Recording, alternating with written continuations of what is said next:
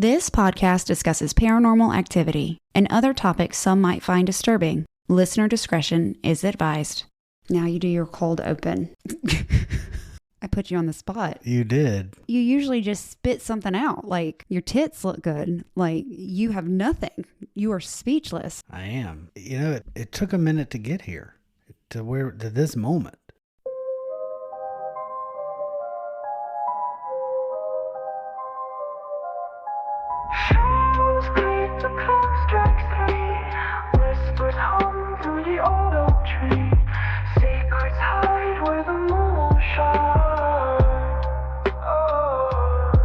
Is it a chill or a ghostly breeze?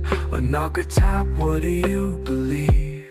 Ghosts, gossip, gather around, where the lost and the haunted are found. Ghosts, gossip, don't make a sound. Truth or tales, we'll dig it out. Hello, everybody, and welcome back to another episode of Ghost Gossip, where we are in the podcast studio. The veil is thin and the tea is always haunted, so we got a lot going on. Come on in, y'all. Have a seat. Have a listen. Join us. I like my new song. I like your new song, too. Where the lost and haunted are found. I like that. I put it on a t-shirt. Guys, I got a merch store. Go check out the merch store. I'm still waiting on my tank top, baby. I haven't ordered it. And why not? Because we've had a lot going on, and I was trying to figure out the shipping. I did get my first order today. It was my mom. Thank you, Bobby. My mom got the Move It Hag. I made her a V-neck just for her. So that's still on there. She likes V-necks. She loves V-necks. So it's on the website. I don't know what the website's called. Okay. It's going to be in the show notes. I should know. You should know. It's like printify.ghostgossip or something like that. Sales 101. Know where to send your clients. It's going to be in the show notes. I'll have a direct link. They can just go straight to it. They don't even have to type it in. I am a great salesperson. Anyway, how y'all doing? It's been a week. It's been a day. We were supposed to record yesterday. I got new equipment and I don't know how to use it. But we figured it out. You figured it out. I tried. I sent you we looked at videos together. I was so upset. Yeah. We were going to do it last night. We're so ready to do it and nothing. So now here we are. We went. Oh, yeah. Oh, wait, hold on. Do I have a sound for that? I don't think so, but I do have this. So when you get really boring, when you start to monologue. It feels so much better in here than the office. It is like. It's a space dedicated to this. Yes, it is. Like, I don't know the words to say, but it just feels right. It is right. This is my favorite space in the whole house, other than my makeup counter in the bathroom. If you can't find me there or laying in my bed or moving around the house, you'll find me here. If I'm nowhere else in the house, I'll be here. Yes. If I'm home. But if my car's not here, I'm not here. Wow. Wow. Anyway. I'm going to have to cover up those buttons, y'all. No, don't take away my buttons. Not my gumdrop buttons. Not the gumdrop buttons. Oh, guys. Okay. So today's episode, we don't have any updates. We have 3 people going to school on Monday, 1 high school, 2 middle school, and really all I want to do is get this episode recorded so I can go to bed. We had meet the teacher, we had orientation. Oh my gosh, yes. So we have 1 high schooler, 2 8th graders, and then next year they'll all be in high school. We'll have 2 drivers next year. Mm-hmm. One at the beginning of the year, one at the end of the year. The end of the year. You got all chopped up there. It's just scary for other people. It should be terrifying for everybody. Yes. Y'all stay off the road. Yes. We're going to have drivers. And I apologize in advance because they're going to be horrible. I'm going to get them big stickers on the back of their car that say, student driver. You should. Watch out. Everybody needs to watch out because the one who is super unaware of life, he's going to be the first one. Yeah. It's pretty scary. I think he might be the best driver of them, though. Eventually, but right now, he was banging my dishwasher with a pan because he's like, anyway, what are we talking about? Do you know what we're talking about? You have an idea. I remember me telling you not to tell me until now. Oh, so I didn't tell you anything? I made you not. I said, because you asked me because you were all excited, and I was like, no, I want to wait. Wow. Really? So, yeah. And you were like, okay. Okay, well. So here we are. But I don't remember what it was. Because I'm pretty sure we talked about it but you were working. I was working. I was playing catch up this week. So do you know those games that usually girls, I guess it's girls. Yet now I remember. They play at sleepovers. They can range from light as a feather, stiff as a board. Bloody Mary. Bloody Mary. We did talk about Bloody Mary. We did talk about Bloody Mary. So you were working. Yeah. We're going to talk about the history of paranormal games, which they can also be known as ritual games. I know that I didn't play a lot of them growing up because I am a chicken but I know about them. We weren't allowed to play them because if we did, we were going straight to hell. We're going straight to hell. Well, I'm sure that the same people that say that to you probably think I'm going straight to hell. She talks about ghosts. She says she's seen them. She even gossips about them. Clutch my pearls. A brief explanation is these games usually came from rituals, whether it be ancient rituals or maybe rituals from some kind of religion, folklore, urban legends, or internet creepypasta. Have you ever heard of internet creepypasta? That's literally the first time I've ever heard that term. Okay. If you know what creepypasta is, will you let me know? I know I was on the website. It was legitimately creepy. I like pasta. I like the food pasta. I don't want my pasta creepy. A lot of these come with warnings, rules, and consequences. So this isn't just like Operation where it gave you anxiety for the rest of your life, right? Which I'm pretty sure that's where my anxiety started when I was a kid. Oh, God. That's horrible. The kids pulled that out to play one day, and I was like, oh, no, don't play that one. We could always play Sorry. No, absolutely not. No, that's a story for a different day. So people play these games. It's like, why do they even do it? But a lot of it is thrill seeking, maybe a belief in the supernatural, and they're trying to get they're curious and they're trying to see like, ooh, what can I get from this? Can I have an experience? Can I generate an experience? And other times it's peer pressure. Yeah. It's like they're prodding, trying to get a reaction. So I think one of the most popular ones is Bloody Mary. So we're going to talk about Bloody Mary. We're going to talk about several of them. Paranormal games have been around way longer than TikTok and the elevator game. They have been around since ancient times, and they were performing rituals, usually trying to talk to the dead. So the people, ancient times, they were using these as a form of communication with spirits and with people that they have lost. And they were trying to get answers, and usually they were trying to predict the future is where these came from in ancient times. Mirrors were used for divination. Fire was also used for divination. And if you messed up, you got haunted, essentially. If you messed up, you did one thing wrong, you pretty much were like inviting a ghost in. Yeah, you've allowed the to hit the fan. These games really started out as serious spiritual practices. But somewhere along the way, the spooky got a rebrand. Well, probably some of that was because of science, so that the faith and the trust in those practices became less and less, to where it became more of a game, a parody, if you will.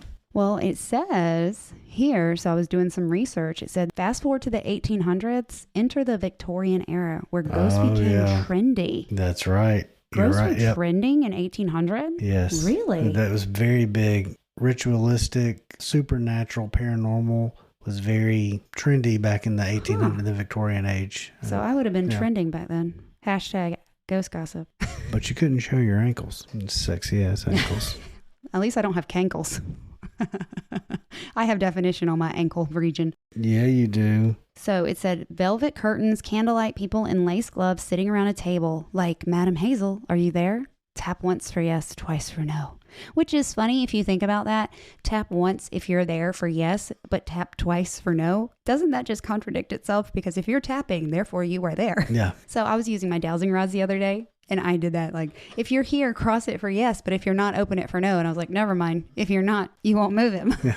Never mind. Seances were basically the original paranormal party game back in the 1800s. That was what came to my mind just a minute ago, is they would have seances. It was like a thing. And they would use planchettes. They didn't have a talking board. What's a planchette? So a talking board is the Ouija board type, and it has the letters and everything. And it used to be that, or maybe they didn't have the planchette, they had the talking board. And they would say, like, knock however many times to do the letter. So one tap would be A, 2 B, and so so forth and so forth.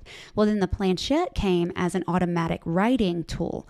And so they would use the planchette as like a form. You put like a pencil in there, and then you would allow the spirit to use you as a conduit, basically, and draw whatever they were trying to tell you. And so I think that's probably where this came from, them sitting around in their little corsets and their big fluffy dresses, using either a talking board with the taps or a planchette drawing for intuitive writing type. Interesting. Yeah, it's quite interesting. Light as a feather, stiff as a board dates back to the 17th century in France. Maybe earlier. So if you've been playing that, you've been playing a game that far outdates all of us. Remind me how you play. So we played it once at a sleepover, and all I remember is, I'm not going to say her name, but I remember her name. I remember that night like it happened yesterday. She was laying on the floor, and like we all take our fingertips and like put them, everybody else put them under the body, light as a feather, stiff as a board, and you just like chant it like light as a feather, stiff as a board, light as a feather, stiff, and you're supposed to be able to raise them up a little bit. It's creepy, and I just got chills. I remember her lifting up a little bit, and we like freaked out. Not even gonna lie. Yeah, I remember playing that now. Yeah. Then comes the 1900s, and that's when the urban legends began. You got kids saying Bloody Mary 3 times in the mirror and swearing they saw something. And then there was no TikTok, there was no Reddit, just sleepovers, flashlights, and an unshakable fear that the bathroom mirror was definitely a portal. Yeah, and you always heard it from a friend who heard it from a friend who heard it from a friend who heard it from a friend. Or that one weird kid that swears that they saw something. Yeah, but how convincing really are they? Then the internet showed up. Creepypasta, YouTube challenges, Reddits, no sleep, stuff like that. Paranormal games started going viral, like the elevator game, one man hide and seek, or Charlie Charlie. What is the elevator game? We'll get there. Some of these were completely made up online, but that didn't stop people from trying them and recording them and freaking out when stuff actually happened. The history of paranormal games is slightly messy because it's part ancient ritual, part folklore, and part of the internet. There's a lot going on right there in that statement. It is. If you think about it, I mean, that is a lot of... That's a mess. That's a mess. No wonder you got people summoning things that they don't know what they're doing. Yeah, I mean, it's just a lot. So I'm going to tell you about 5 of these games. Okay, I'm just going to put this out here. There was one website I used the most because this website had a lot of rules for a lot of these games. And that was the ghostinmymachine.com. They had all the rules laid out. And so I'm going to read some of these rules. But first, we're going to talk about the elevator game. The elevator game, I think most people of today's time know about the elevator game because of Elisa Lam. Nothing. The Cecil Hotel. Oh. Elisa Lam. Yeah, I know the Cecil. I don't know the... Yes, you do. She's the girl that was found in the water tower. Okay, I didn't know her name. Guys, I'm about to hit him with a microphone. Never mind, the microphones are expensive. I'm about to hit him with something else. With your best shot? Yeah. Okay. What is it? Pat Benatar? Bring it. Don't sing and bring it. This ain't a musical so variety. Over him right now. This is not a musical variety show. The elevator game has origins back to Korea and Japan. Interesting. It is said to date back to 2014, but another website I saw said 2008. So it's not that old. Okay. The goal is to reach another dimension by riding an elevator in a specific pattern. I'm telling you, my ADHD kicked in and I lost interest real quick. I'm like, this game is not for me because there's too many rules. Well, what about that guy on the second floor that just has to ride the elevator? That's another thing. Anything will mess you up. Yeah. That's another thing. That I have that in here. Like, you can't account for the guy that's going down to maybe go poop because his wife is in the bathroom in the hotel room, Or the guy that's literally on the second floor who wants to ride the elevator down to the first floor. I'm just saying that guy, unless he's in a wheelchair or has issues walking, needs to take the damn stairs. Yeah. If you're on the second floor, take the stairs. Imagine you're on the 10th floor and you're going down and you stop on the second floor. That happens a lot. One guy gets on his phone. Yeah. And you're like, or the guy, oh my God, the breadstick guy at the hotel up in Charlotte. And then Justin decides to jump on the elevator. That kid's oh face. My God, he scared the kid. So you have the guy with the breadsticks cussing, dropping F-bombs like crazy. A little girl, they're going to a wedding. The mother just looks horrified. And then Justin, Daniel's best friend, goes, let's jump or something, and jumps really high. And he jumps us into another dimension. That was the elevator game. And that was the night we were going to the whiskey prison. God, that was mortifying. I was completely fine with it. I'm sure you were. Emily and I were mortified. because that scared the little girl. That scared the child. She was more upset about Justin jumping than the man on his phone dropping F-bombs. He was just annoying. The guy talking on the phone was just annoying me because he was talking so loud. He didn't care. He had him on speaker and they were talking about breadsticks. Anyway, we got... So the goal is to reach another dimension by riding the elevator in a specific pattern. What can go wrong? A ghost woman enters. If she does, you don't speak to her. Okay, so I think this is going to get hairy. I'm going to read the rest of these and I'm going to just read the rules. It is believed when you reach another dimension, the electronics won't work and that all you see is a red cross far off in the distance. People are warned, if done incorrectly, there can be disastrous consequences. If it does work, that is when the doors open and a woman comes on the elevator with you, you cannot talk to her. You must ignore her at all costs. Can you imagine if a woman was just getting on the elevator and you're like freaking out thinking that she's dead? There's a lot that can go wrong on this one. I feel like this is a bad mushroom trip. Okay, don't try this at home. Nobody try this at home. A lot of things can go wrong other than you going to another dimension, okay? You can be just escorted out for causing a ruckus. Yes, you just lost your security deposit at the hotel. Yes, they're walking you out. So many thoughts and things that could go wrong, like somebody that's coming on the elevator. And then you have to start over. Yeah. Okay, so I'm going to read just some of these rules. This is a one-player game.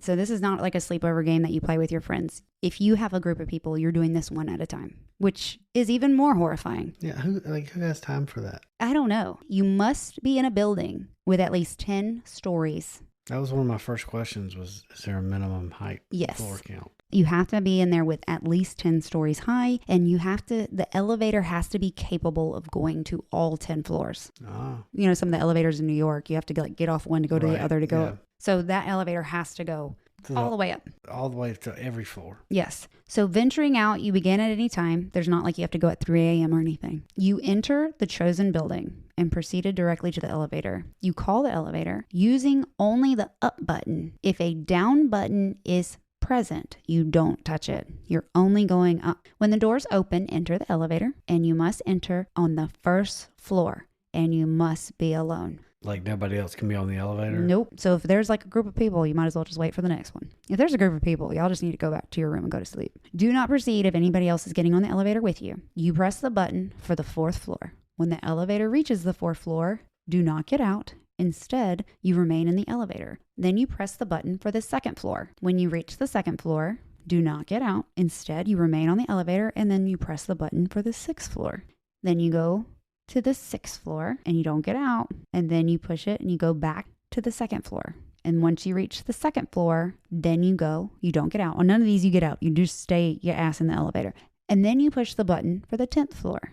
Once you're on the 10th floor, you go to the 5th floor. So every time you get there, the door opens, the door shuts, and you're hitting a button. And you're supposed to be alone this whole time. This whole time, you better be in an abandoned building that's with power.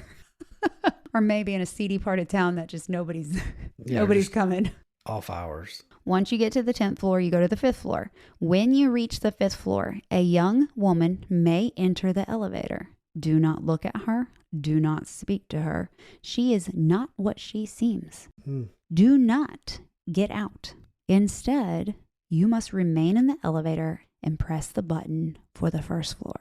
The elevator will begin descending to the 1st floor, or it will begin ascending to the 10th floor. If the elevator descends, the ritual has failed. Do not proceed. When the elevator reaches the 1st floor, exit as soon as the doors open. Do not look back. Do not speak. Exit the building and don't look back. You may try again another time. But if the elevator ascends, the ritual has succeeded. You may proceed. Note, though, that if you are having any second thoughts about what you're about to do, if you find that you are losing your nerve, now is the last chance to back out. To cancel the ascension and terminate the ritual at this point, press the button for any floor in the building besides the 1st or the 10th. You must cancel the accession before the elevator reaches the 9th floor in order to terminate the ritual. When you reach the 10th floor, you may choose either to exit the elevator or to remain aboard. If you choose to exit, and if the woman entered the elevator on the 5th floor, she may take this opportunity to ask you, where are you going? Do not answer her. Do not look at her. Exit the elevator without comment. Look around, but do not lose sight of the elevator in which you arrived. You will, it said, find yourself in another world. And although you may see many things and notice many details, you will know you have arrived in this other world. You will know for certain by one indication and one indication only. The only person present in it is you. I don't want to do that. I kind of do, but it's also incredibly creepy. It is creepy. I got chills just thinking about that woman. Can you imagine just like if she was there? I'm just imagining your anxiety of you doing that because you'd have to do it alone. I mean, I don't mind being alone on an elevator, but that's a lot of rules. I forget. My ADHD be all over the place. I don't know what floor I'm supposed to be on. Somebody walk in and I'll be like awkward. You like cheese? Like, no, I'm good. I'm going to get cursed and have a ghost follow me home just because I'm going to ask her if she likes queso. Just handing out cheese sticks to strangers. I love cheese sticks. It's cheese tax time. That's what I tell the dogs. Cheese tax. Get your cheese tax. Cheese tax. This does not work like a normal tax, y'all. She is giving the cheese.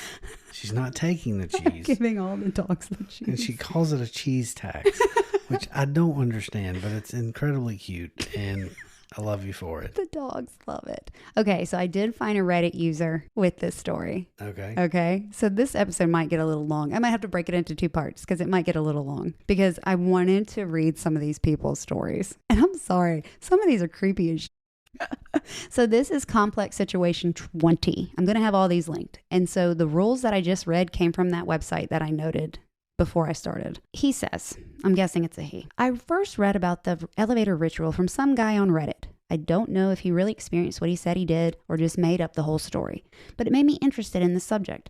I saw a bunch of YouTuber videos of people playing it, and I wanted to try it for myself. I live in an apartment in a 14-story building since a couple months back. Yesterday, I didn't have anyone to hang out with, so I decided that I would try this out to see if it really works. I entered the elevator on the first floor, like the instructions said. I pressed the button for the 4th floor and felt entirely convinced that nothing strange or out of the ordinary would happen. A couple of seconds later went by, I was on the 4th floor and pressed the button for the 2nd floor. At this point, I suddenly felt a lot more creeped out. It was almost as if something was warning me not to proceed. And thinking back now, after everything that has happened, I wouldn't be surprised if it was. I pressed the buttons in the order that the instructions said. Right before I pressed the button for the 5th floor, where the woman was supposed to get on, I swear I heard a woman laughing in a creepy way somewhere outside of the elevator. It could have just been an ordinary person and my brain making it sound a lot scarier, but that was what I heard. I pressed the button for the 5th floor and waited nervously for what felt like a minute. I know that I shouldn't have looked out the door at that point, but I did, and I was shocked. In front of me was this famous deceased Hollywood actress that I had a crush on since I was a teenager. She just looked at me with a warm smile and entered the elevator without taking her eyes off me. I was completely flabbergasted and even forgot about the game for the moment. She was wearing a vintage-looking dark blue skirt suit and white gloves. Her long brown hair was tied neatly in a bun, and her long slim legs looked just as good as in the movies. Her face looked just as pretty as ever, and she had the same appearance as she did in the late 1950s or early 1960s, I think. I even thought about saying something before I looked in the mirror behind her. Her clothes were molding, and her legs and her neck had a greenish looking tone with scars covering them. The little handbag she was carrying looked tattered, as if it hadn't been used in decades. I turned away and pressed the button for the 1st floor. Just as the instructions said, the elevator started ascending to the 10th floor. She asked me where I was going, and I tried to ignore her. The doors opened at the 10th floor, and I exited the elevator without turning back.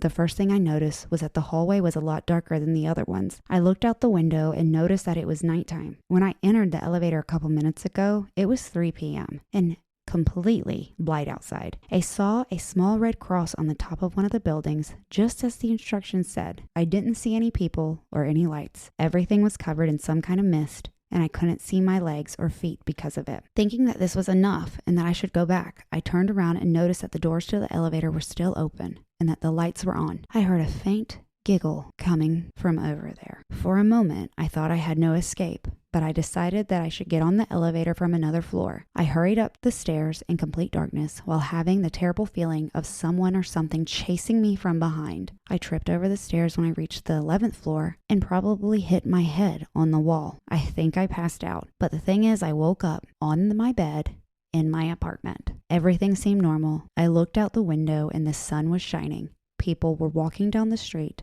and someone was talking in the apartment next to mine. I knew that I hadn't dreamt the whole thing and that I didn't end the ritual. I was too exhausted and creeped out to do anything though, so I just decided to take a nap and skip the morning lecture. Never in my 20 years of life had I experienced anything like that before. I woke up 2 hours later when my friend texted me, "Where are you?" I told him that I overslept and that I'm on my way. I took a shower and thought about having breakfast, but I wasn't hungry. I left my apartment and immediately noticed an out of service sign hanging on the elevator. That wasn't the only thing that was out of the ordinary. Every person, and I mean every single person passing me, smiled at me. At first, I thought they were unusually nice and polite, but I was soon under the impression that something was very wrong. I got a message from my friend which simply was this following smiley, like a colon with the parentheses. I hurried back to my apartment, locked the door, and wrote all of this. I don't know if anyone is reading this, but if you do, please help me. I am so freaked out. We're recording at night too. And this is only one of them. And we have 4 more to go. Yeah, that's a good ghost story. Holy crap. I wonder if that's real. That can't be. If it's not real, he did an excellent job. And the thing on Reddit, you don't know. It's a very good ghost story. I don't think that's real. That can't be real. But some believe that Elisa Lam was playing this game because if you watch the video, she's like peeking around the elevator and she's like freaking out. And then she ended up in the water tower, drowned, completely naked. She had taken her clothes off. And people thought that they had to put her in, but there's no evidence of that. Yeah. Oh, boy. Oh, boy. Yikes. That's very well written. Wow. Words. Yeah. That was very well written. That was awesome. Yeah. Okay, hold on. What's his name again? I'm not buying it, but I think it's a very good ghost story. Complex situation. You okay, dude? Are you out there? Let's see if he's written anything after that. Were you on mushrooms that night? Something. Okay, so this next one has a long story too. Is this the elevator? No, this is the next game. This is called the Midnight Game. I don't know if I can handle all these tonight. I'm so creeped out after that one. And I read it, but it's different when you're like reading it and you're in a dark room. Yeah, that's definitely creepy. I read it, but I was reading it really fast. Okay, so the Midnight Game is actually, they say, allegedly an ancient pagan ritual. I don't like this one. Okay. I don't like this one because pretty much what you're doing is you're inviting a spirit called the Midnight Man into your home by lighting a candle and walking around in the dark. This sounds like it can go horribly wrong. Yeah. At any given time. Let's have a few drinks and play this. Woo! And it says, if your candle goes out, run like hell. Wow. Why is your wife running down the street? I don't know. She invited the Midnight Man in. I don't know. So what's even creepier about this, so I didn't do a deep dive into the Midnight Game because I wanted to find a story because, I mean, there was really nothing really. Like the creepy part about this is the user is deleted. So we don't know if he's all right, but it's going to make more sense when I read this story because it's going to be like, dude, where are you? Are you okay? Come back to us. The Midnight Game. I played it and I was a complete moron. I need to tell this to someone. Tell us, brother. Tell us. Sing it, honey. I'm telling you, some of these are real creepy. Like all of these are really creepy, but some of these, like this one, step 1. You write your full name on a piece of paper and put at least 1 drop of your blood onto the paper. Got to get that blood. Dude, anything. On that parchment. Your blood is supposed to stay in your body, okay? I'm not a doctor. Or on some parchment. No. And then you allow it to soak into the paper. Then step 2, you turn off all the lights in your house and you go to your front door, which must be wooden. No, you are not doing this in this house. We have a wood front door. And place the piece of paper with your name on it in the front of the door. And then you take your candle and you light it. On the inside of the house or on the outside? On the front of it. So I'm guessing the front door. I don't know, the front of the door. I don't know. Like it's relative. Listen, I am reading what I'm reading. I don't know. I'm not going to be playing this game. But then you light your candle and place the candle on top of the paper with your name on it. Oh God. Step 3, you knock on your own door 22 times. The hour must be 12 a.m., which is in the middle of the night, babe. Okay, thank you for clarifying. I was going to ask. You don't know a.m. from p.m. Upon the final knock. So it's like, I'm guessing you start and it has to be 12 a.m. still when you finish, like those 22 knocks. So the last knock has to be at 12 a.m. on the dot. Yeah. Then open the door, blow out the candle, and close the door. So the candle and the note are on the inside. Baby, I don't know.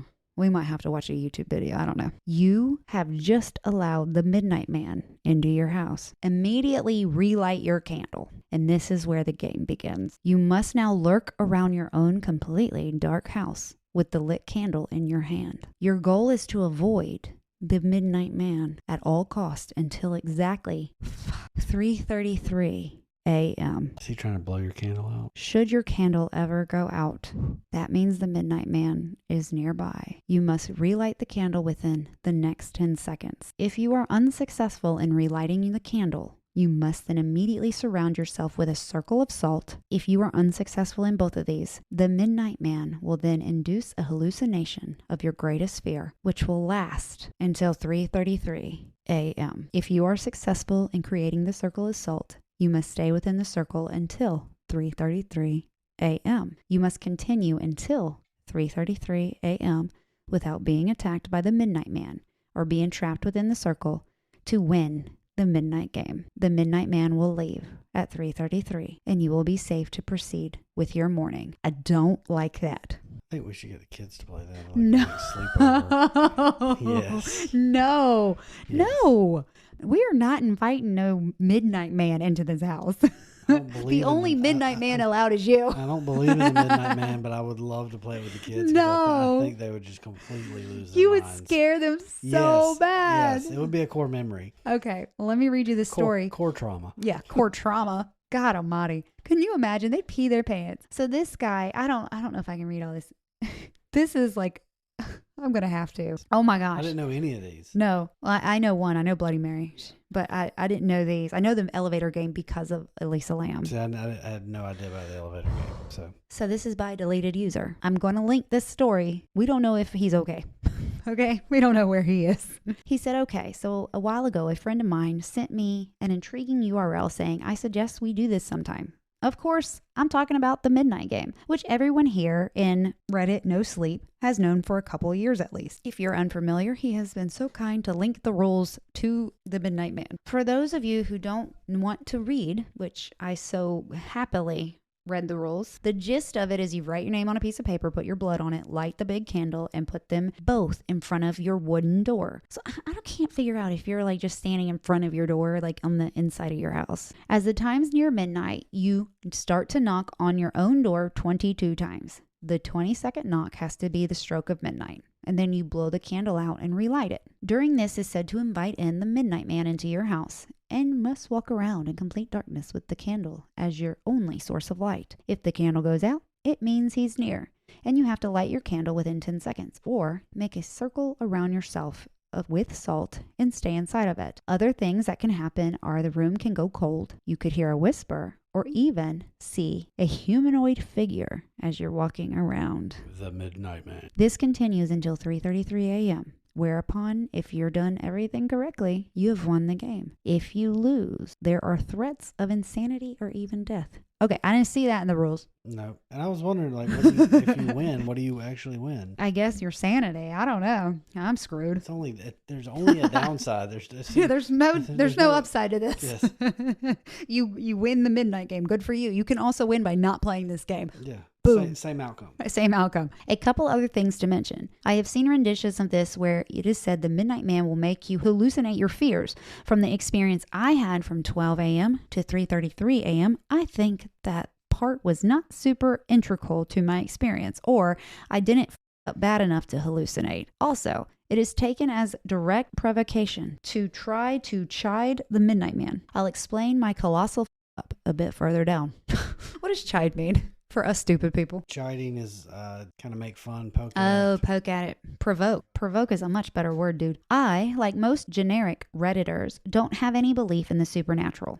And I like to test little things like this as a way of amusing myself. And until this weekend, I've had zero respect for anything of this sort. I come into this sub to read creepypasta, but I've never had a genuine paranormal experience to the best of my knowledge. Just this past Friday, I remember suddenly when my friend told me about the midnight game. Since I wouldn't have had an opportune time to do this otherwise, as I live with my mother and she's been spending the night over at my grandparent, to help care for them, I call Ryan up and ask him if he's still in, which he replies, and this is verbatim, "Yeah, I've been waiting for this call." Splendid. My friend, who we'll call Ryan because his name is Ryan, picks up 2 giant-ass Morton salt shakers on the way over at around 10. All right, Ryan is basically the same as me, smart-ass-ish about things like this, but still a little apprehensive of the dark. And as he admitted when he told me about it, he would never do this on his own, but would totally if someone else was with him. So before I continue, I figure I'll give you pictures of my house. So I'm going to skip this part. It's going to be attached if y'all want to go look at pictures of his house. His house is a mess. Clearly his mom is not home. It is a hot mess. If you don't want to look or don't care, that's fine. For the most part, that I'll have to draw your attention to the 2 photos of my back room. While that room was definitely a mess, a mess before we played, it wasn't nearly like that. The back room, called a Florida room, is basically a quarter of the house's square footage. So we naturally wanted to include it so we would have as much space as possible. I'll explain how it got to the absolute wreck it is now, as I now go through the chronology of the night. All the times are roughly accurate. I was wearing an analog watch and could check it every so often. Here we go. All right, 11:55. Ryan and I are getting our materials ready so we can write, prick, and knock all at the allotted time span. Ryan suggests that we throw the fuse since turning on lights means losing the game. But I don't really feel comfortable with fumbling around with all that. We just need to be disciplined about not turning anything with power on and we'll be good. 11:59 to 12 a.m. We execute our name cards really well and I end up doing the honor of the knocking. Ryan helps me synchronize the knocks and I get it right on the dot. We blow out our candles and re-enter, lighting them again. As soon as we both have things lit, Ryan lets out an "Oh!" and we both laugh and relax a little. 12 a.m. to 12:45 a.m. You're supposed to move around or the midnight man is able to find you or something. So we creep slowly, tracing the wall and staying in the more open rooms. We start to go towards my bedroom, but Ryan says he feels like it would be too cramped. Both of our candles are doing just fine, and as Florida nights are the time of year, the house is as hot as expected. As we walk around, we talk and joke a little bit, though we are definitely both nervous to some degree. 12:45 to 12:55 a.m. Ryan asks me if we're allowed to eat during the game. Ryan is me. Can we get a snack? I need a snacky I need a snacky snack. I'm parched. I'm hungry.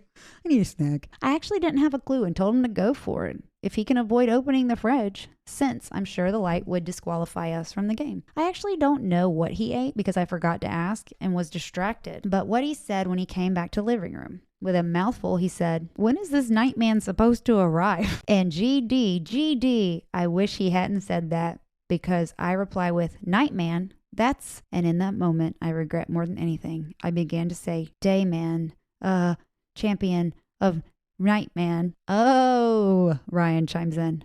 In an instant, both of us start singing "The Nightman Cometh" from It's Always Sunny in Philadelphia. During that was the single most stupidest thing I did because the night was not the same from that point on. 12:58 a.m. The only reason I remember the exact time is that I was looking at my watch by candlelight when the just went out. I didn't think I would panic like that, like a little girl, but I quickly relit it no more than 5 seconds. That was close, I say, or something like that. And Ryan looks at me silently. He makes a weird face, and I ask him, "What's wrong?" "What did you say?" he asked me, and I repeated myself. I said, "That was close." And he waves his hand and says, No. I heard that. What did you start to say after that?" Apparently, he had heard me whispering words immediately following what I said. We move over towards the bathroom in the hallway pretty quickly. 1:25 a.m. We've been walking around slowly, but with a little bit more purpose than before. No more joking around. Not much talking between us except necessary communication. We both feel a little more humbled than we had when we started. We both start to go from my bedroom and towards my mom's room, and that's when I look to the right and into the hallway bathroom. There's a figure just standing in the tub, part obscured by the drawn curtain. Our candles remain intact, so I grab Ryan's shirt firmly and speed walk towards the kitchen. Ryan didn't even ask me what was going on. Once we got to the far end of the kitchen, I asked him if he saw it. He did. At this point, Ryan asked me if there was anything in the rules that let you opt out of the game. He really didn't want to continue, but he was too scared to turn on the lights and find out what would happen from there. So he continued with me. I don't know what I would have done if he had left. 1:40 a.m. We're staying in the kitchen and the garage area, going back and forth between them, and I'm basically holding my breath whenever we go through a threshold, since I just expect to see him there. Things seem to calm down a bit until at around this time I realized something horrible. Ryan, I asked, where's the salt that you brought? I hadn't asked him before because I didn't know, but because I didn't want to have to say it. He answered just as I thought. Your bedroom. Damn it. Damn it. Damn it. Son of a whore. We talked it over for a minute and basically concluded that we absolutely need the salt if things go wrong. We start towards my room. 1:45 a.m. Even though the kitchen and the bedroom were merely more than 10-second sprint from one to the other, we don't dare do that. Any quick motion is basically just begging for the candle to go out, and I can't help but feel like running will provoke him. We inch our way towards the hall, and finally we have the same view of the bathroom that we had prior. I make myself look because I can't not. If he's still there, I want to know. And nothing. I just see a dark bathroom and nothing but that. I think that was the most relieved I felt all game, which is stupid because, as other players have mentioned, it seemed like optimism is enough to draw him to you. I walk through the hallway and into my bedroom, and I can see that the giant cylinders of salt sitting right there in front of my computer monitor. As soon as I grab one of them, the room goes cold. All of the rooms in my house never get cold. It's my bedroom. My bedroom is the hottest in the house due to the insulation, and yet I suddenly have the urge to shiver. I turn around immediately with a salt shaker in hand and another under my arm. Two things immediately catch my eye. I don't see Ryan, who had been behind me up until the hallway to the bedroom. I do, however, see the glow of his candle coming from around the corner. I take a moment to wonder why he didn't come in to help me, since I only have one free hand due to the other grasping a candle, and I get my answer. The most disturbing bob of a head to my right, to my left, over my bed. I swear to you, there was a figure just sitting in the middle of my bed, and his head just moved. Between the cold, the lack of Ryan near me, and now the man who was patiently, silently perched on my bed, I lose my I run straight out the door. My candle miraculously stayed lit, but I drop the salt shaker that I had in my armpit and I emerge with only one of them. I expect Ryan to get mad at me, but I round the corner and his eyes are so wide that I become startled again. Go, go, go, go, he says, right before his candle goes out. I feel awful for this, but I kept booking it back to the kitchen, turning around as soon as the candlelight reappears from behind. I don't know how long it took him, but it definitely didn't exceed 10 seconds. I try to apologize to him, and he tells me that, in all honesty, he would have done the same thing. 1:50 a.m. to 2:30 a.m. We decided to basically avoid the east part of the house, since both times of seeing him involved him in my bathroom or my bedroom, and the living room was where the candle had gone out the first time. We also discussed the salt shaker situation, coming to the mutual decision that if one of our candles fails, the person will circle themselves and give the shaker to the other person to continue on. At this point, this happening is my biggest fear. For Ryan's candle to go out, him have to plant himself first in my house, and then me have to go traversing on my own for the rest of it. Even though we had a 40-minute period of absolutely nothing, there wasn't a single ounce of relief to come with each passing minute. Relief felt like weakness to me, and weakness felt like something that Midnight Man could see. 2:30 a.m. to 2:40 a.m. We decide to go to the Florida room for the first time all night. It extends so long across the house that I feel like there are so many chances to see him just lurking.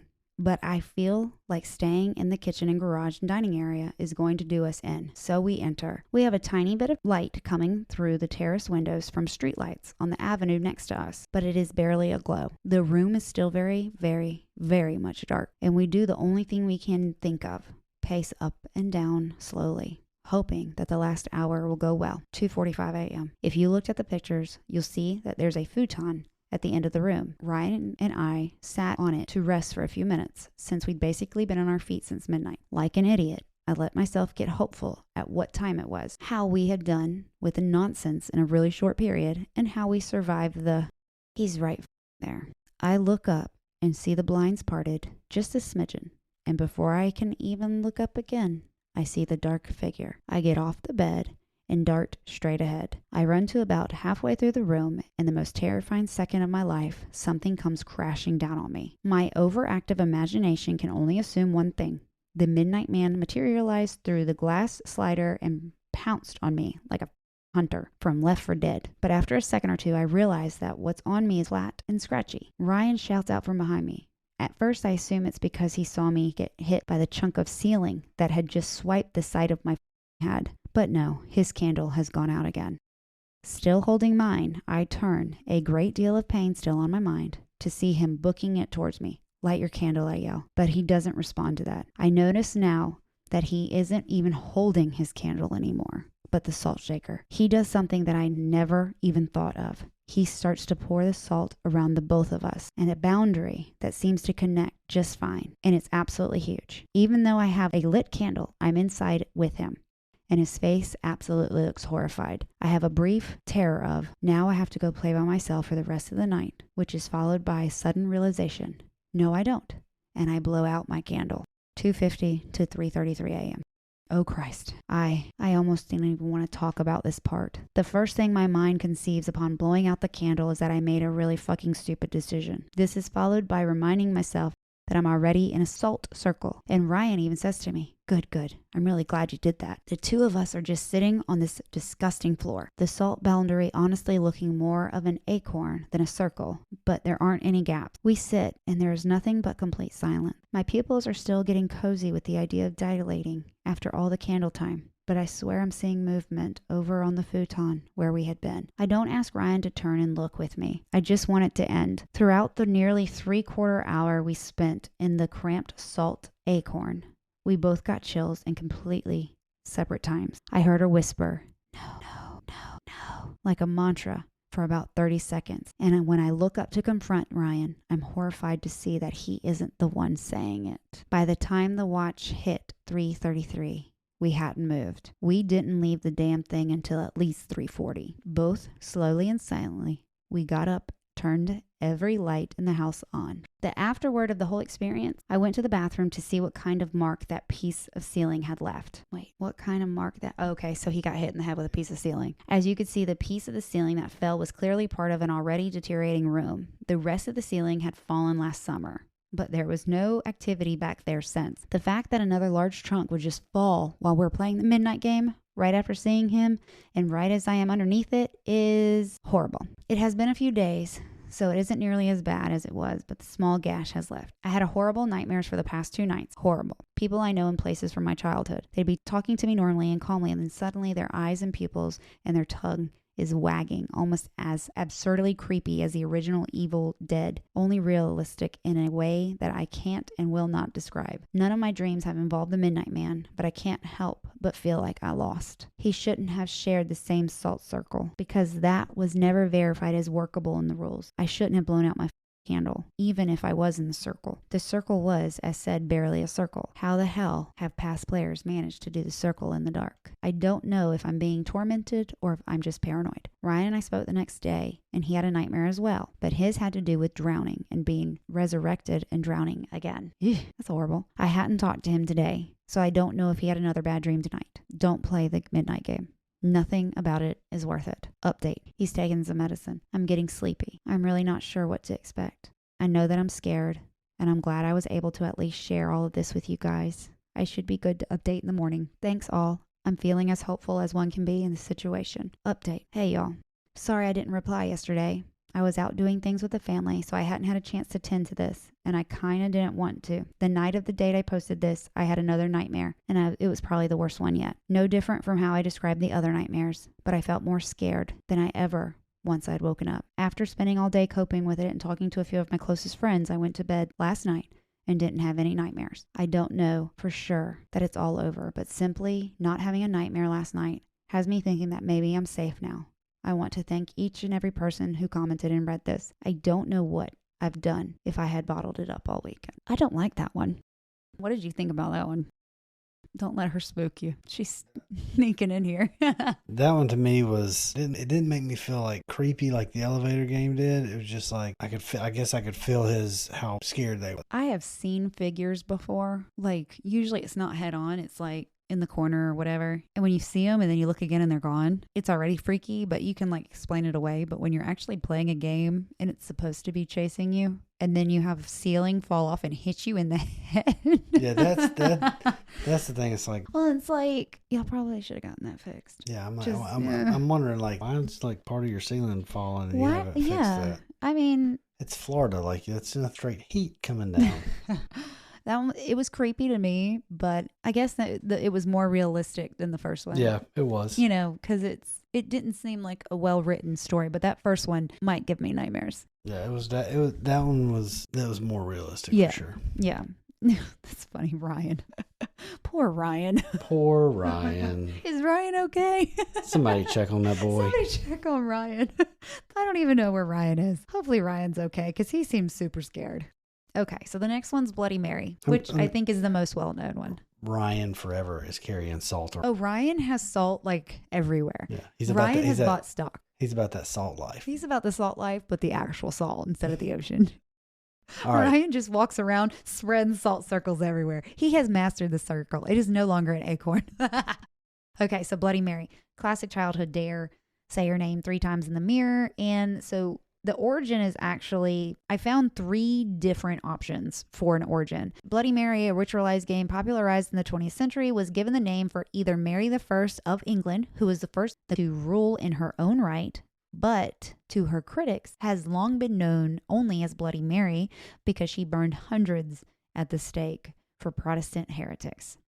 Bloody Mary might also be named after Elizabeth Bathory, also known as the Queen of Blood, who was supposedly convicted for hundreds of young girls so she could bathe in their blood.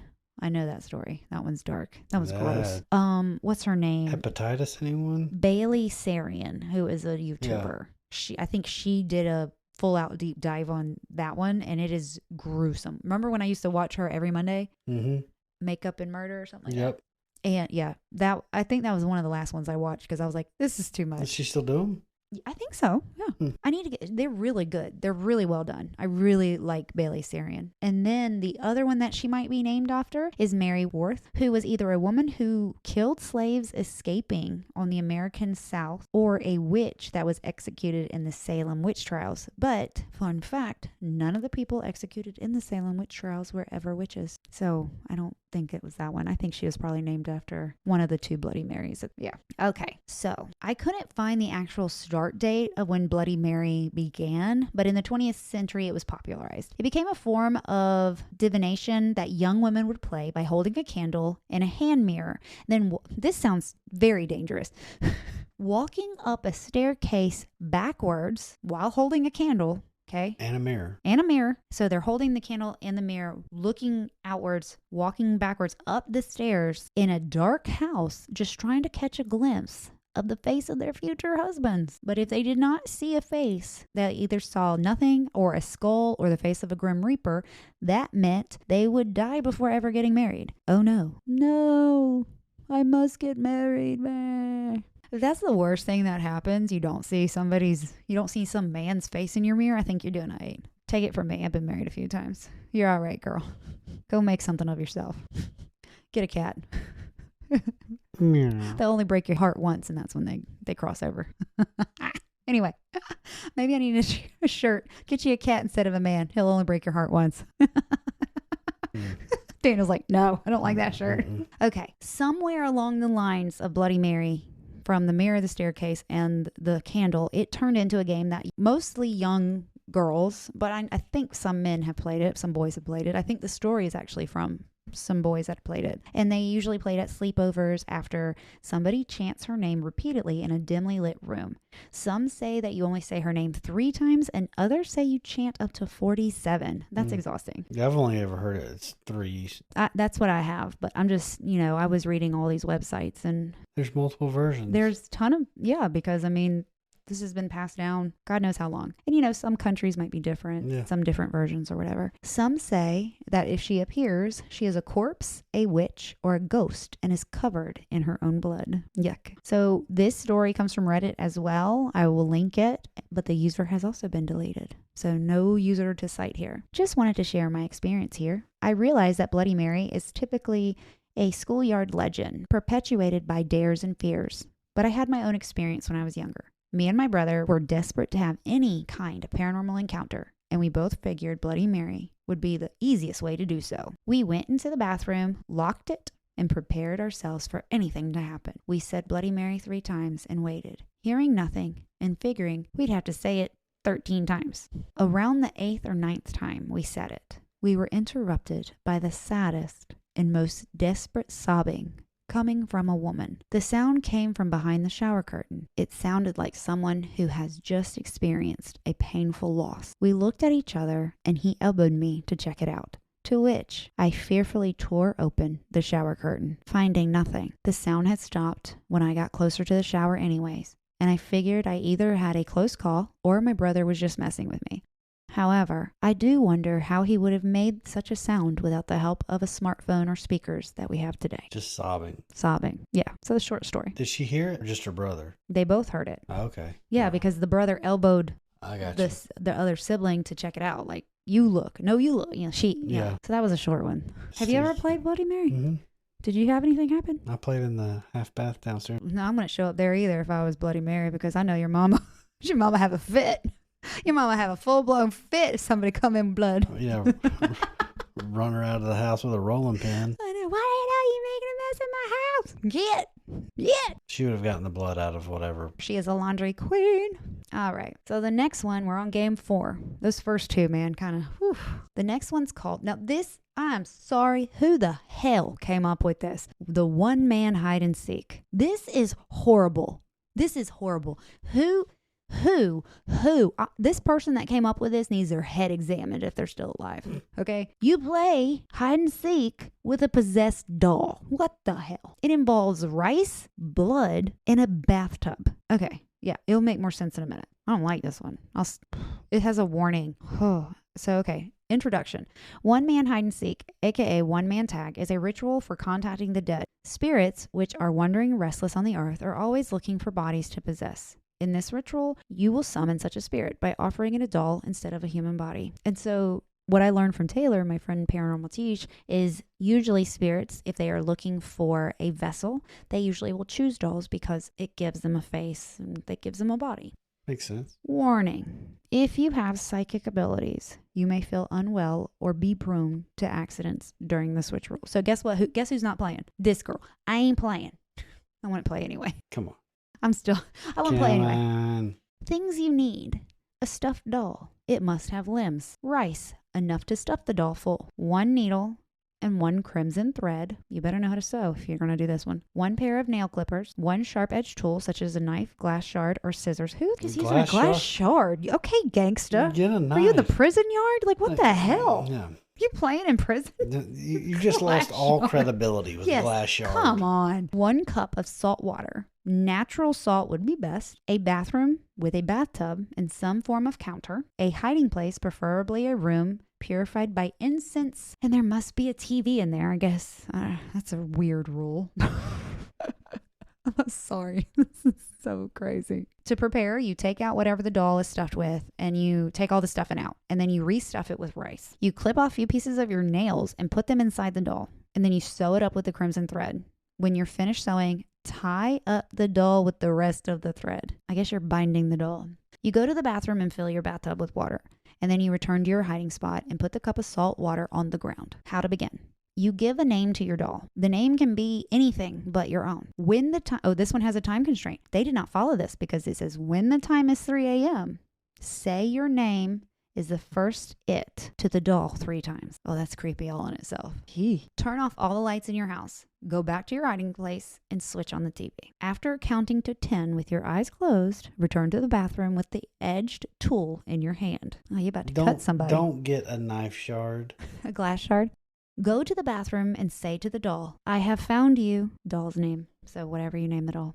Stab the doll with the edge tool, you psychopath. What? Then you say, you are next it. And then you say the doll's name. And you take the doll out of the bathtub and leave it on the counter in the bathroom. As soon as you've put the doll down, run back to your hiding spot. How to finish the game. Pour half of the cup of salt water into your mouth. Do not drink it. Just keep it there. That sounds horrible. Get out of your hiding place and start looking for the doll. It is not necessarily in the bathroom. Whatever happens, do not spit out the salt water. When you find the doll, pour the rest of the salt water in the cup over the doll. Then spit out the salt water in your mouth onto it as well. And then you say, I win 3 times. That sounds horrible. This is like the most bizarre. Who came up with this crap? Do not leave your house until you're done playing. You must turn off every single light in your house. You must keep quiet while hiding. You do not need to put the salt water in your mouth during the beginning. You only need to do it to finish. So when they're it, or when, I don't know. My head hurts. For safety reasons, it might be best to keep all the doors in your house unlocked, including your front door. As well, have friends close by so that they can come and help you at a moment's notice if you ever need them. Keeping a mobile close at hand would be a good idea too. Well, thanks for that. You know what this sounds like to me? It sounds like middle school co-ed party, and they're coming up with this game and then rules. Things it sounds like our daughters made these damn rules. And it's just getting added on and added on. The rice represents innards and also has the role of attracting spirits. The crimson thread represents a blood vessel. By cutting the thread off, you break the seal that releases the spirit that you've trapped. And if you go out of the hiding place without salt water, you may encounter something wandering around in your house, which can harm you in some way. So at some point, you're just pouring salt water around your house on this doll. On a doll. And spitting on it. You're making a mess. That's what I hear. You're making a mess. Clean it up, kids. Okay, so we are reading this story by FAR percentage 191. 191. Okay, around 7 years ago, me and my cousin decided to try this game out because we wanted a little thrill. But see, they did it at 10 a.m. You screwed up already. And we started this. The 2 people in the house, let's see, we went through that. It was his siblings. Anyway, we put our hair in the stuffed bear's pocket, put it in the sink, did the chant, closed the door, and went to our hiding spot. We hid in the closet of a room very close to the bathroom where the bear was. We waited for a minute or so before checking back, and we saw the bear standing right outside of the bathroom door in the hallway. Okay, Ted. We ran back to our hiding spot and waited another minute or 2. After we checked again, the bear was closer to the room where we were. We came back to our hiding spot with the door closed. This would be important. A minute or 2 later, we hear the door open. After we peeked out of the closet, we saw the bear standing in the room in front of the entrance. After that, we decided to call it quits. You think? Yeah, and splashed water. Splashed the salt water on the bear. Clean that up. God, what are you doing?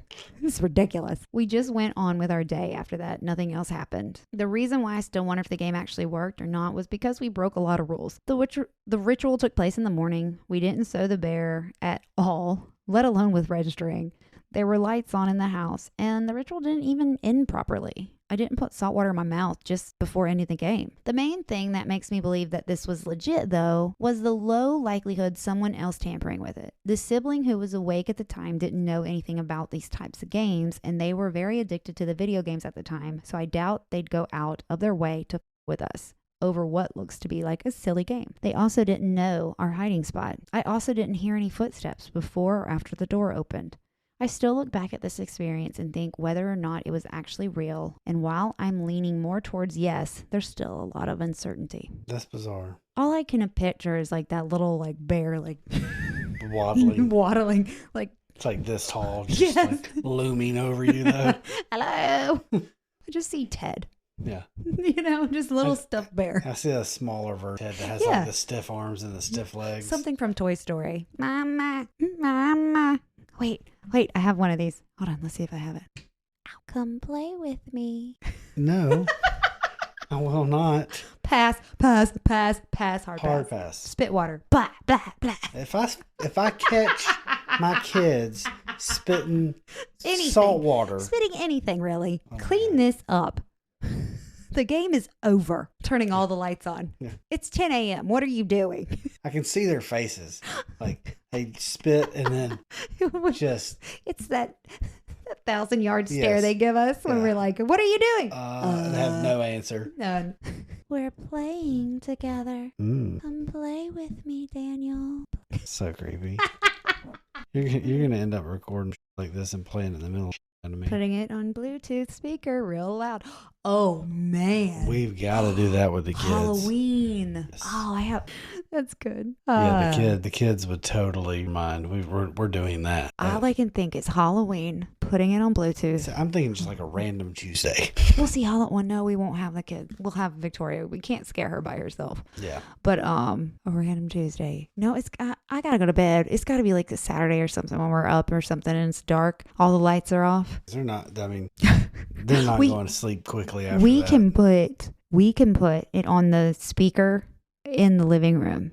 Have everything off but that speaker and hook it up to my phone and I can play it. Yeah. And we can be anywhere in the house. Oh, it's going down. We are going to traumatize them. Core memories. Yes. I can't wait. They'll appreciate it later. I'm so excited about this. So, since we're talking about games. Okay. We got one more left. I'm going to... My stepdad and his brother, super prankster. Yeah, they are. So, growing up, they used to get a real kick out of scaring us kids. They would get my mom and my aunt involved. My aunt would call my mom and say, hey, have you got any mayonnaise or have you got any flour at like 10 o'clock at night? And they'd be like, oh yeah. Was that their code word?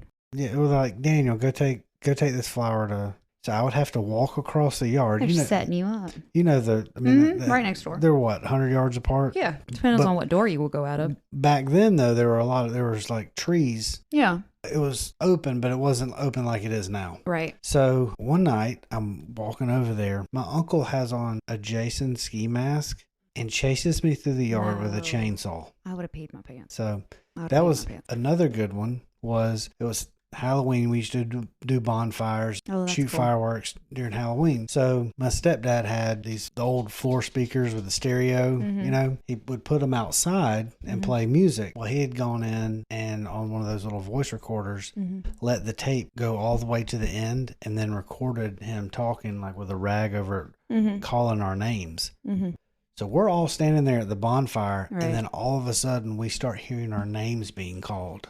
Core memory, you know? Well, we're going to create some memories. I was losing my mind at the time, so I know our house is going to get loud. I can't wait. It's going to be fun. It's going to be great. Oh, we're horrible parents. We should video it. We've got cameras. Oh, yeah, we do. Okay, so the last one, the closet game. I don't like this one. I don't like any of them. I don't like any of these. Who comes up with these? You're not a gamer. No, I'm not. Okay, so here are the rules for the closet game, and I'm getting this from amyscrypt.com. I've seen her stuff a lot. Not your sister. No, not my sister, Amy. So the closet game is a popular paranormal game that has circulated the internet for some time. Like many other rituals. I'm reading this straight from her website, by the way. The games of this nature, its origins are difficult to trace, yet it has gained popularity on platforms such as Reddit and YouTube. The main aim of the game is to summon a demon. What? Why? Why you want a demon? Why you want demons? What? You know, why ain't we never? What? Why ain't we never? Whoa. Why ain't we never summoning them angels? Yeah. Well, or like a dog spirit. I will take a dog spirit. Yeah, like let's get little some tippy tappies. Or a similar type of evil entity into a closet. Why does it gotta be a closet? I have had dreams of little dolls and little children in closets. Remember when I used to have that dream in the other house? Oh yeah. That I'd open the closet and that little child doll thing was staring at me. That was during all the sleep paralysis too. That scared the shit out of me. I think that was more of a fear of that shoe rack thing on the back of your closet door falling and knocking you out. The shoe rack on the back of my closet thing. Didn't you have like one of those clear things that you had shoes in? No, this was at the haunted house. Okay, I'm thinking. No, I didn't have nightmare. I didn't have it like stuff like that. I just heard my name being called in that house. I'll tell you what scares me about that whole shoe setup is that's where you kept your hair dryer, and I'll just like you're gonna melt. I don't even remember that. Oh, yeah. Okay. So this game seems to play on the primal fear of the dark and, of course, that the boogeyman exists hidden away in dark spaces, such as the bedroom closet. So step 1, you make sure to have a box of matches. Okay? What? You're taking these are all unsafe. These are not OSHA approved. You're taking a box of matches into a closet. Is there a gallon? Yes, there's some gas in there too. Let's light it up, folks. Ensure that night has fallen and the room of your closet is within its complete darkness. The game is best played within a quiet environment. Okay. So make sure that all electronics and distractions are turned off or are muted. You enter the closet completely alone and shut the door behind you. You turn around that you're facing the door of the closet. So like everything's behind you. And you must remain in here for the next 2 minutes. Take one of the matches from its box and prepare to light it. Then repeat the phrase, show me the light or leave me in darkness. Now you must wait. After this has been completed, you must wait patiently, remaining completely silent and listen carefully to your surrounding environment. It is at this time you may begin to hear unexplained whispering. If you hear these whispers, you must light your match immediately. Reacting too slowly to strike the match could result in something evil grabbing you from behind and dragging you away to another realm. The light over your head just changed colors. You might also hear nothing. If this is the case, you must under no circumstances look behind you. You should wait a little longer before also proceeding to light your match. When you are ready to leave the closet and in the game, you should do so carefully, opening the door to exit it, and take care not to let the light from your match extinguish. If it happens to go out, immediately light another one. You do not want to be left in darkness as you leave the closet. Once you're outside of the closet, switch on the light. The game will now come to a conclusion, yet your closet will never be the same, Amy says. This is how people burn their houses down. Yes, I love my closet. I am not doing this. Why are you putting this out to kids? Kids going to be lighting. I mean, think about the dresses, literally the pants. This title of this is don't try these at home. I mean. Like, don't do this. And if you do it, record it and let me know. Send me an email.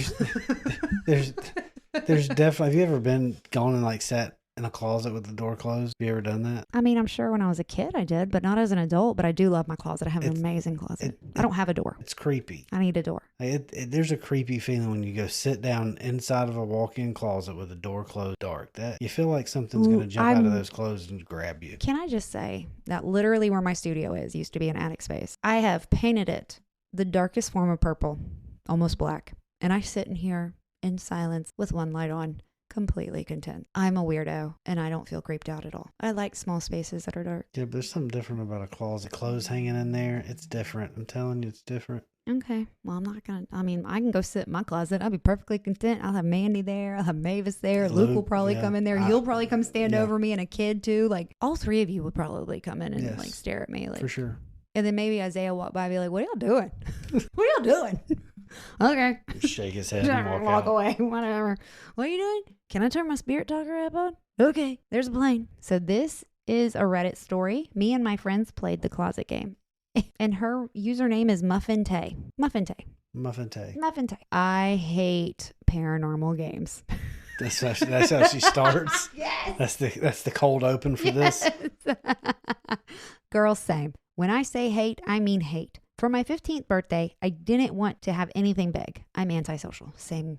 So I decided to just have a sleepover with a few close friends. It was me and 3 other girls. One of my friends had recently heard about the closet game and really wanted to play. I, of course, refused, but the other girls said that they wouldn't mind trying it. I didn't want to look like a chicken, and I didn't want to be left out, so I said that I would try it once. First, I wanted to know what it was. She explained that it was a game that could potentially connect you to another dimension by means of a closet. These were the steps. Take a book of matches, turn off all the lights in the room, including the closet light. Open the closet door, 1 person at a time. 2 people can't play together. Enter the closet, close the door behind you, stand in the darkness for 2 minutes facing the door. Take a match, not lighting it. Say, show me the light or leave me in darkness. Listen carefully. If you begin hearing faint whispering, light the match immediately. If you don't hear anything and the match doesn't light itself, don't turn around. Is the match supposed to light itself? I think I missed that in the rules. If you don't light the match fast enough, you will be dragged into eternal darkness. Keep the match lit. If it goes out on its own, relight. Open the closet door slowly and walk out.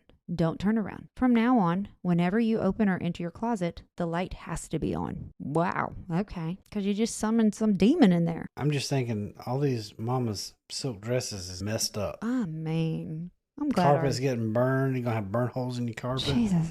I was scared poopless. I didn't want to play this game. The girl that wanted to play did it first. It lasted about 5 minutes and then she came out. She claimed that she felt uneasy but nothing else. Of course, I should have known that this game was fake, right? The second girl went and came out within 5 minutes as well. She said that she felt uneasy and heard a couple thuds, but that it was probably nothing. I wasn't scared at this point, so I volunteered to go next. I brought a match and entered the dark, closed the closet.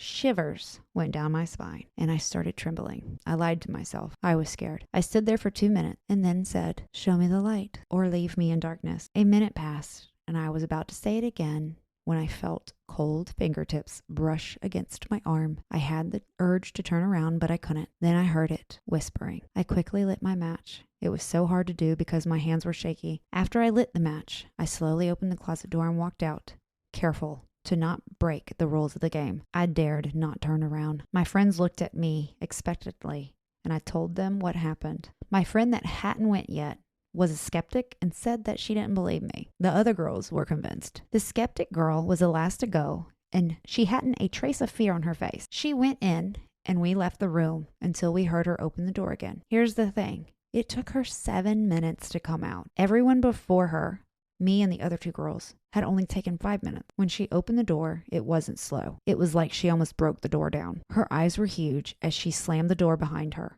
Then she saw us. She looked shocked to see us and then quickly regained composure like she was trying to hide something. She looked at us and said that she wasn't feeling well and wanted to go home. We were confused. She was fine before the game. She told my mom, and then she got her stuff ready to leave. Before she walked out the door, she whispered something in my ear that I will never forget. Never play it again. It is better to be left in the dark than to see their light. Yeah, me too. I listened to her, and I haven't played it since. I never saw that girl again. What scares me the most is that even though the timer said she had spent 7 minutes in the closet, I have no idea whether she actually spent that much time in there or more. Okay. When you said closet game, I just remember, I remember going in, not necessarily playing this game, but just, I guess, probably going and seeing who, and it didn't take long to be Did you have a match? No. Okay, me neither. I never played a closet game. I didn't have friends. Probably had a lighter. Oh, nice.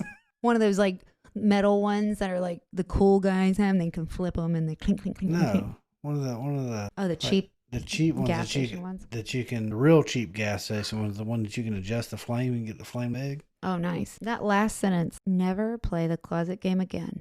It is better to be left in the darkness than to see their light. I'm good. I don't need to play. Yeah. I don't even have a door on my closet. I'm good. I'm safe. No doors there. Wide open. You can't get into the girls. No, you might get taken out by a closet demon known as junk. Okay. What did you think about that? I liked it. It was a long one. Oh my goodness. Whether these are cautionary tales, viral rituals, or real doorways to the unknown, one thing is clear. These games are better left unplayed. Y'all don't do these. Or do them and let us know. If you're going to do them, pictures or didn't happen. Record it. Record it. Send it to me. Let me know. Come on the episode and tell me all about it so I can get all creeped out. Oh my God. That's a great idea. You don't need to summon a spirit to know fear. Just keep your mirrors clean, your candles lit, and your curiosity in check. So guys, until next time, just remember TikTok, Instagram, YouTube, email, all the things. You know where I am. Leave me a comment. If you have played this game, any of these games, y'all got to comment. Okay? Yes, absolutely. I just want to do a quick shout out to Morgan. Morgan has been commenting on all the episodes. She was binging at work the other day, and we were at the beach, and I was sitting there reading her messages, and they just made my day. So thank you, Morgan. And I think Morgan is the same Morgan that found me on TikTok and has been interacting with me on TikTok. So if that's you, hey girl. Also sending out a big shout out to Kathleen and Dee Dee, who have also been leaving me a ton of comments, and I see you ladies. Thank you. Shout out to all my regulars. I love y'all. Thank you for being here. We are slowly growing, and I appreciate you so much. But yep, follow me on all the things. All of my handles will be in the episode description. Give me a 5-star rating, and then come back next week for some more tomfoolery. Yeah, thank you for listening, and until next time, they'll see you later. Bye, y'all. Bye. Don't play hide and seek alone. Uno, dos, cuatro, cinco. Wow. That was horrible. Wow. Oh, you heard it here, folks. Daniel can't count. What? Can you adjust the lights? Yeah. It's really bright. You want colors? Just something other than You're so picky. My God. God, I hope we're recording. I just looked up and I was like, oh my God, what if I didn't record? It's so bright. There. Is that better, princess? That's better. You're so spoiled.